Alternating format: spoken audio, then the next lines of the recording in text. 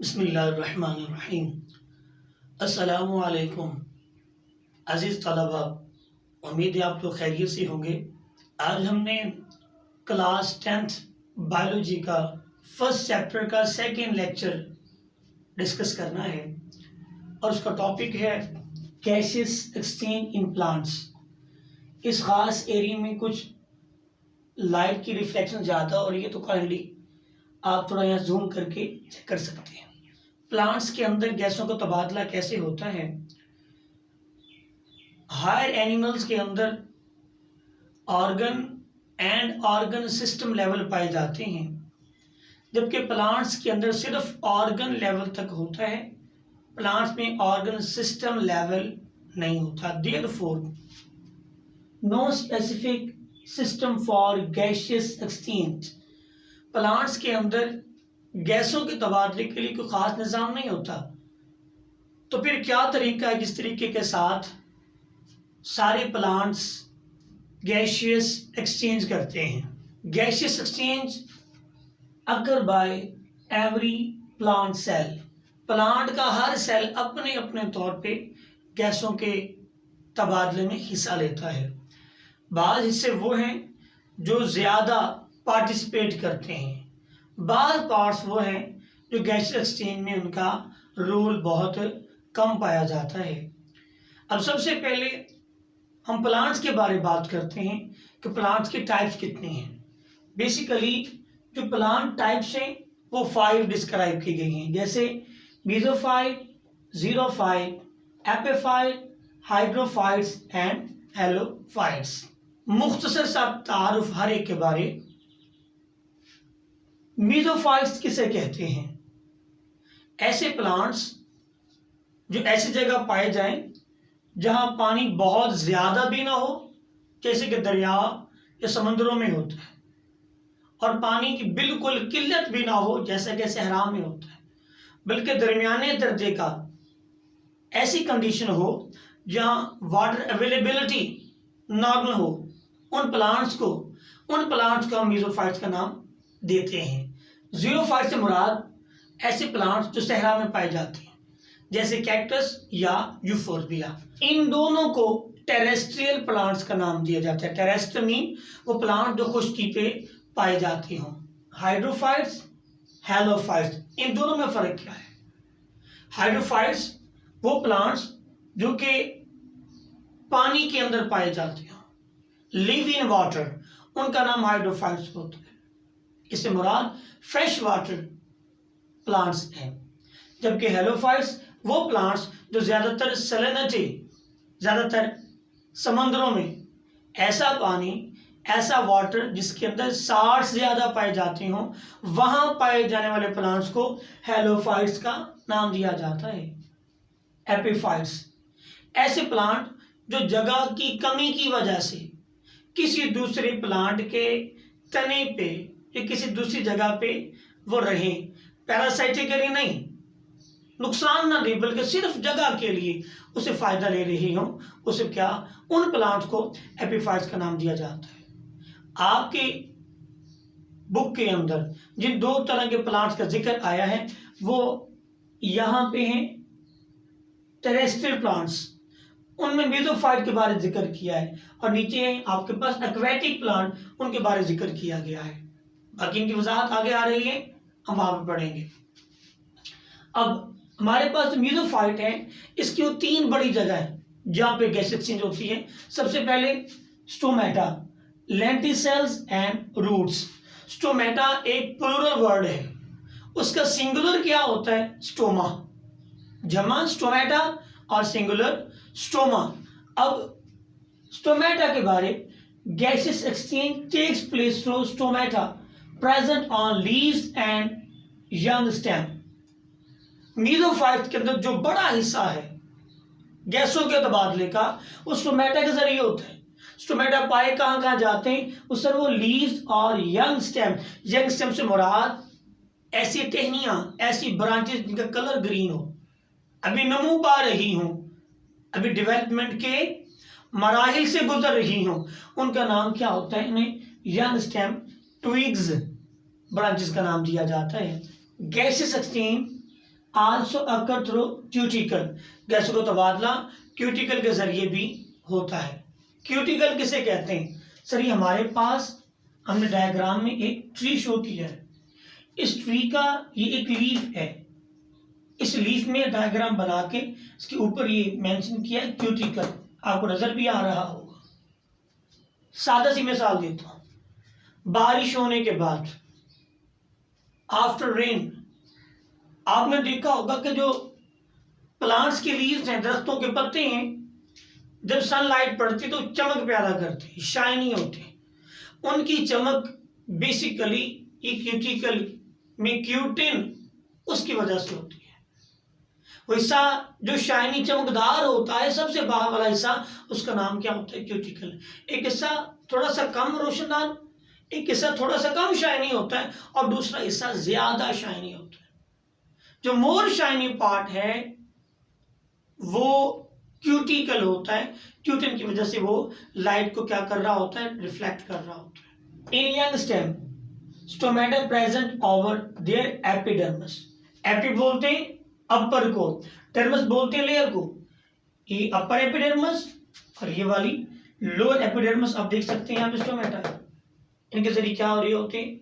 Gas exchange हो रही होती है। अब हमारे पास ये स्टोमेटा है, इसमें ये लीव्स है।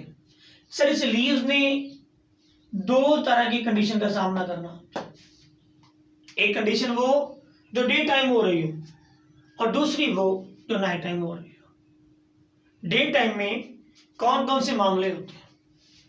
डे टाइम सनलाइट है, सनलाइट की प्रेजेंस में प्लांट्स इनऑर्गेनिक मॉलिक्यूल्स जैसे कि वाटर और कार्बन डाइऑक्साइड, उनको मिला के in the presence of sunlight and chlorophyll उससे ग्लूकोज बनाते हैं।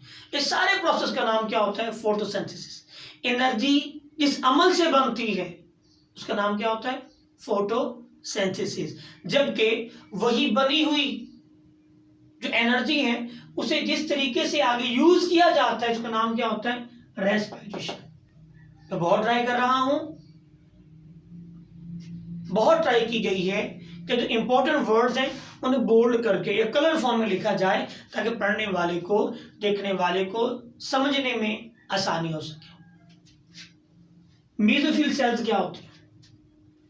मीजो कहते हैं दरमियान को, मिड को, फिल कहते हैं पत्ते को।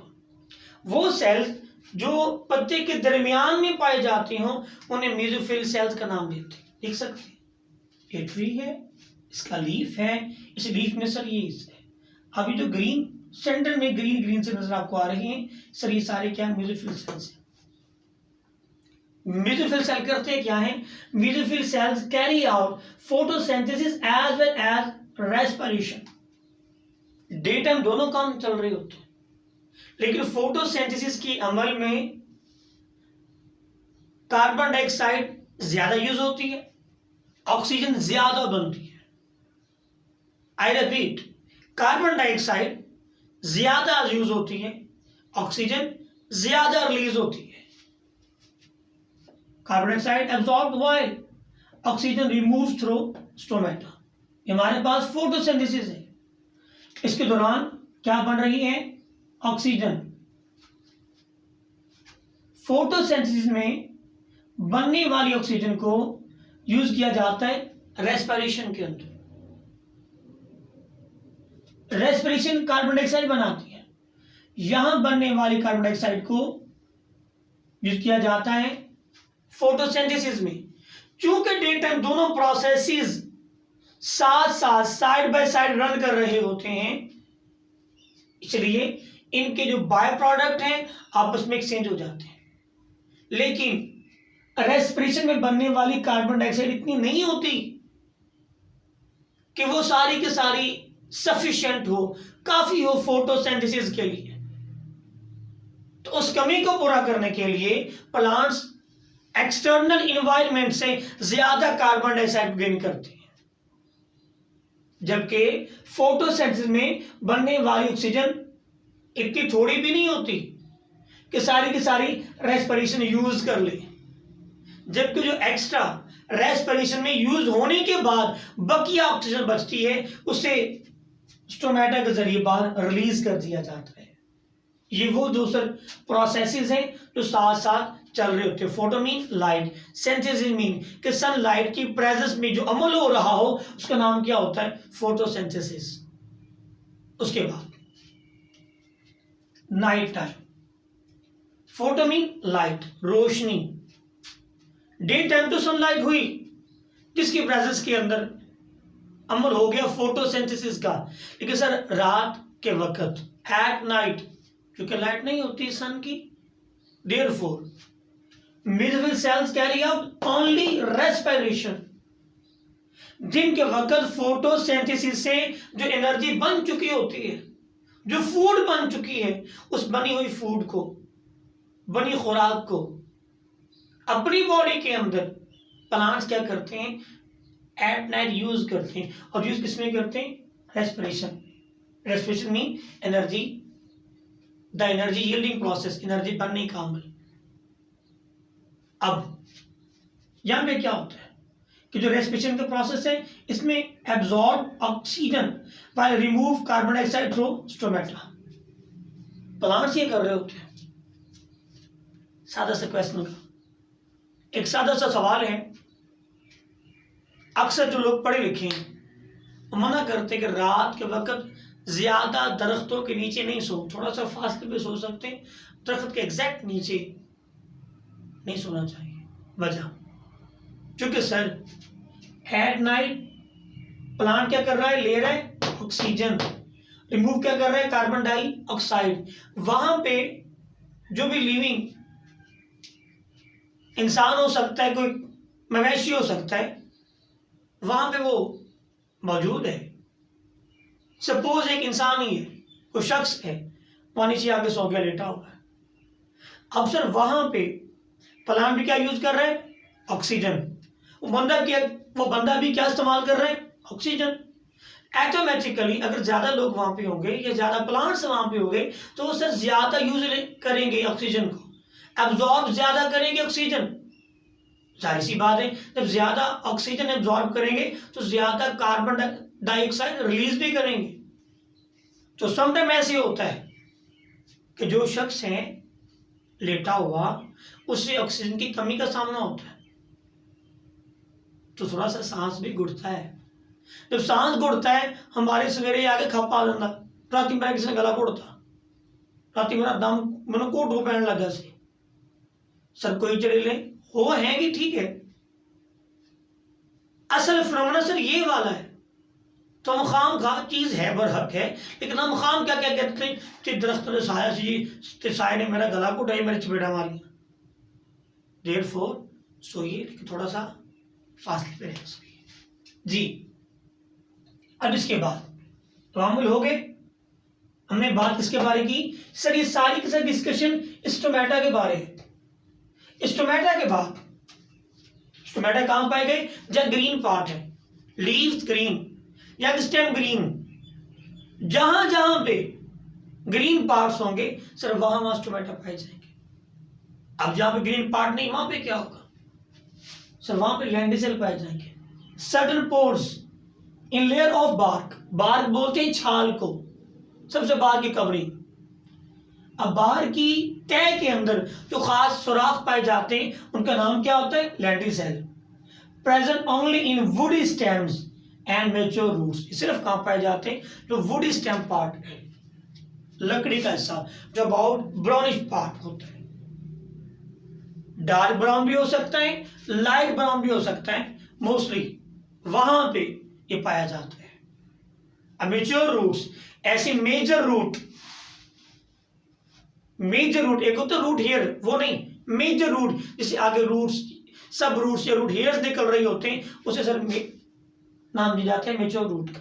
वहां पे लैंडिसेल होते हैं और ये राउंड अबाउट 1 to 2% इसके करीब करीब, मतलब बहुत कम ना होने के बराबर सर यहाँ पे गैसों का तबादला हो रहा होता है।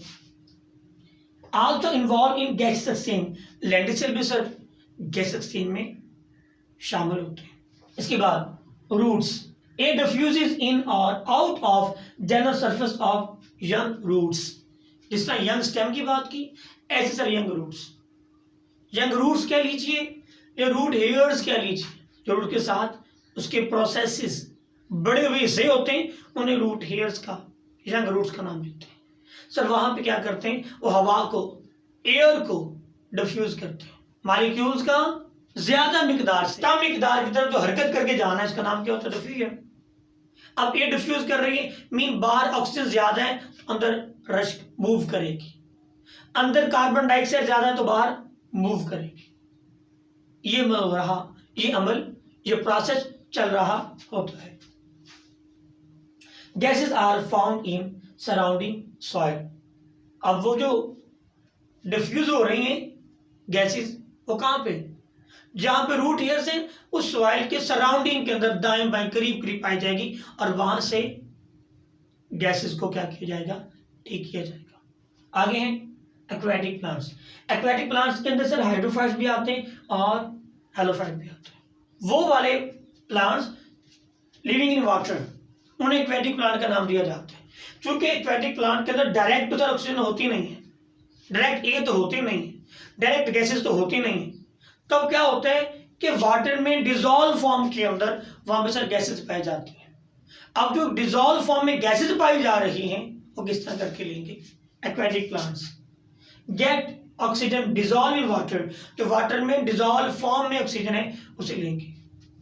जबकि एक्वेटिक प्लांट्स के अंदर release carbon dioxide in the water, और वो कार्बन डाइऑक्साइड को भी वाटर के अंदर ही रिलीज करेंगे।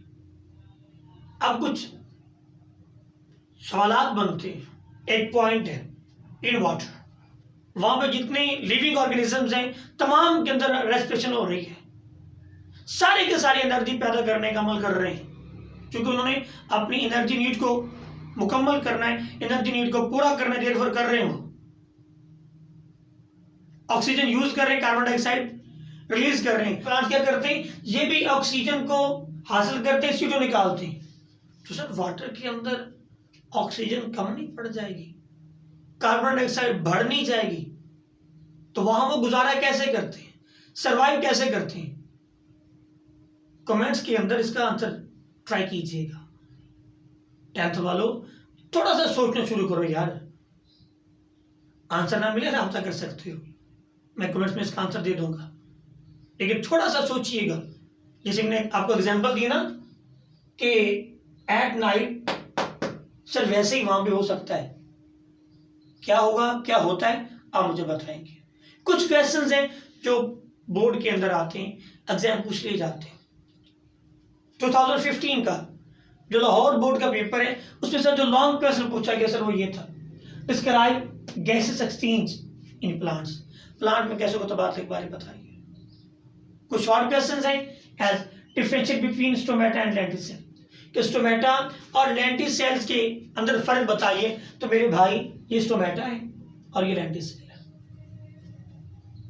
अगर आपसे शॉर्ट पूछ रहा है, आप यहां से लेके यहां तक और यहां से यहां तक लिख दीजिए, लेकिन पॉइंट बना के आपके जो मार्क्स हो जाएंगे पूरे। उसके बाद what are lenticel, write their function. तो लेंटिसेल वाला पोर्शन है, आप जस्ट वो लिख दीजिए हेडिंग बना के, ठीक है, आपको मार्क्स मुकम्मल आ जाएंगे इंशाल्लाह। Write two processes occurring in leaf, वो दो तरह के कौन कौन से प्रोसेस हैं जो लीफ में होते हैं। सो दो ही हैं, एक का नाम क्या है, फोटोसिंथेसिस, दूसरे का नाम क्या है, रेस्पिरेशन। क्वेश्चन दो तरह आ सकता है, एक आ सकता है write two processes occurring in leaf, दूसरा क्या आ सकता है, write two processes occurring in day and night time. ये भी हो सकता है, अकेला भी हो सकता है, ये भी हो सकता है। ये कुछ इसकी स्ट्रेटेजीज हैं, आपको इस तरह क्वेश्चन आ सकते हैं, लेकिन ट्राई कीजिएगा। अगर आपको लॉन्ग क्वेश्चन आए तो ये बहुत इजी है, टफ नहीं है, इजी है। सन है, सन के लाइट, सन है, सनलाइट आ रही है, प्लांट की लीफ पड़ रही, लीफ के अंदर हिस्से जहां पे सिर्फ क्या अमल हो रहा होता है। सबसे ऊपर क्या है, क्यूटिकल है, नीचे क्या है, दरमियान में ये मेसोफिल सेल्स हैं, इनके दरमियान क्या, ये खास जगह जहां पे एयर होती है उस एयर स्पीसीज का नाम दिया जाता है। आगे सर, ये अपर एपिडर्मिस, सर ये लोअर एपिडर्मिस। इन एपिडर्मिस के दौरान क्या होता है, इन एपिडर्मिस के अंदर सर स्टोमेटा पाया जाता है। अब ये वो जगह है जहां से रेस्पिरेशन के ड्यूरिंग या फोटोसिंथेसिस के अकॉर्डिंग यहाँ सारी गैसों की एक्सचेंज हो रही होती है। अब फोटोसिंथेसिस में कार्बन डाइऑक्साइड जाएगी, क्योंकि मैंने लाइट को शो की है, तो यहाँ पे हमारा कौन सा हो रहा है, फोटोसिंथेसिस का, तो कार्बन डाइऑक्साइड अंदर जा रही है और ऑक्सीजन बाहर आ रही है। मेरे बच्चों बहुत गर्मी है, गर्मी बहुत ज्यादा है, ट्राई कीजिए अपने आप को, अपने घर वालों को सेफ रखिए। समर वेकेशन है, इसके दौरान वक्त ज़ाया ना करिए, आपको बड़ा कीमती वक्त है। वक्त को ज़ाया किए बगैर आगे बढ़िए, उससे पहले कि वक्त आपको ज़ाया कर दे। अपना बहुत सारा ख्याल रखिए, मिलते हैं अगले लेक्चर के साथ, तब तक के लिए अल्लाह हाफिज़, वस्सलामु अलैकुम रहमतुल्लाहि व बरकातहू।